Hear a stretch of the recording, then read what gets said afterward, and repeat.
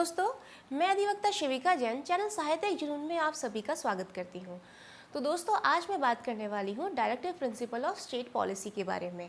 इसे हम डीपीएसपी के नाम से भी जानते हैं और हिंदी में इसे हम बोलते हैं राज्य के नीति निर्देशक तत्व। तो दोस्तों, मैंने इसको बहुत सी आसान भाषा में तैयार किया है। उम्मीद है आप सभी को ये समझ में आए। और अगर किसी को कोई भी परेशानी होती है तो मुझे कमेंट बॉक्स में लिखकर ज़रूर बताइएगा।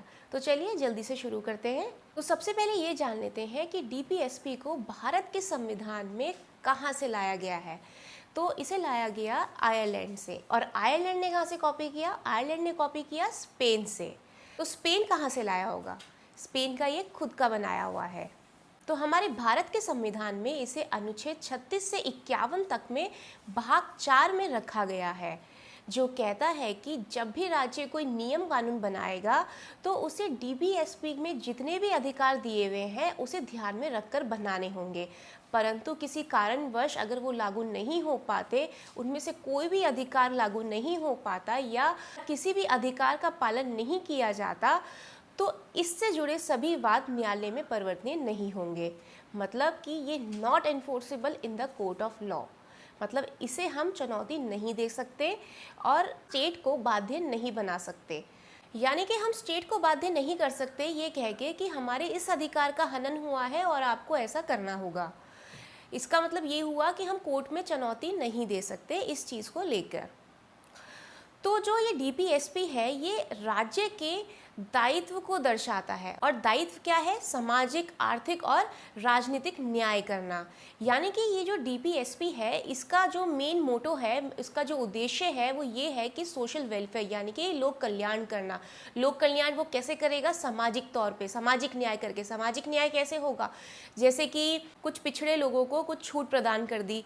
आर्थिक न्याय ऐसे होगा कि गरीब लोगों को राशन और सस्ते में दे दिया जाएगा। और राजनीतिक न्याय कैसे होगा कि सबको चुनाव में खड़े होने की आज़ादी दी गई है। तो ये हुआ राजनीतिक न्याय। तो अब आप सभी के मन में ये चीज़ ज़रूर आ रही होगी कि एक तरफ तो ये समाज कल्याण की बात कर रहा है, वेलफेयर स्टेट की बात कर रहा है, और दूसरी तरफ ये क्या कहते हैं, कोर्ट न्यायालय में परिवर्तनीय भी नहीं है अगर कोई भी हमारे अधिकार का हनन होता है तो ऐसा आप बिल्कुल मत सोचिए, क्योंकि ये जितने भी अधिकार दिए हुए हैं, ये जो डायरेक्टिव प्रिंसिपल्स हैं 36 से 51 में जो दिए गए हुए हैं, ये एक पॉजिटिव अप्रोच में है। इसका मतलब ये हुआ कि सरकार जो है ये अधिकार आपको देना चाहती है। सरकार खुद चाहती है कि आप इन सभी अधिकारों को एंजॉय करें, परंतु कुछ रिसोर्सेज कम होने की वजह से, जैसे कि पैसे की कमी के होने की वजह से सरकार ये सभी अधिकार नहीं दे पाती है। अब मैं इसे थोड़ा सा उदाहरण के तौर पे आपको और अच्छे से समझाती हूँ। जैसे कि सरकार ने एक नीति निकाली कि सभी 18 साल के ऊपर के बच्चों को लैपटॉप बांटा जाएगा। तो ये क्या हुआ? सरकार की तरफ से एक पॉजिटिव अप्रोच हुई कि सरकार खुद चाहती है कि सभी 18 साल से ऊपर के बच्चे नई टेक्नोलॉजी अपनाएं। परंतु सरकार को अगर ऐसा लगता है कि अब मेरे पास पर्याप्त पैसे नहीं है इस नीति को चलाने के लिए, तो वो इस नीति को कभी भी स्टॉप कर सकती है, उस पर रोक लगा सकती है। तो ये जो डीपीएसपी है इसका मेन मोटो ये हुआ कि समाज का कल्याण करना, लोक कल्याण करना। और वो कैसे करेगी? उसके 3 है, राजनीतिक तौर पे, आर्थिक तौर पे और सामाजिक न्याय करना। ये 3 चीज़ें ज़रूर याद रखिएगा, क्योंकि ये क्वेश्चन ज़रूर पूछा जाता है कि न्याय कितने प्रकार के हैं। इसमें 3 प्रकार के हैं, सामाजिक, आर्थिक, राजनीतिक न्याय।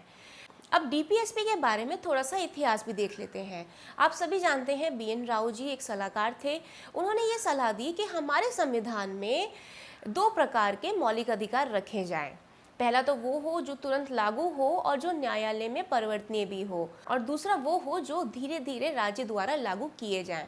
अच्छा दोस्तों, मैं यहाँ पे बार बार स्टेट और राज्य शब्द जो यूज़ कर रही हूँ, यहाँ पे स्टेट और राज्य की परिभाषा वही होगी जो कि अनुच्छेद 12 में दी गई है। और ये अनुच्छेद 12 के बारे में अगर आपको जानना है कि राज्य में क्या क्या चीज़ें आती हैं, तो आप मेरे चैनल पे जाके अनुच्छेद 12 को देख सकते हैं। तो उसमें आपको क्लियर हो जाएगा कि राज्य में क्या क्या चीज़ें आती हैं। जो दूसरे मौलिक अधिकार वो हों जो कि राज्य द्वारा धीरे धीरे लागू किए जा सके। तो बीएन राव जी की ये बात मानी तो गई, परंतु जो अधिकार न्यायालय में परिवर्तनीय नहीं थे उन अधिकारों को नाम दिया गया directive principle of state policy, और उन्हें रखा गया भाग 4 में अनुच्छेद 36 से 51 तक में रखा गया। जिसे हम directive principle of state policy भी बोलते हैं और DPSP के नाम से भी इसे हम जानते हैं।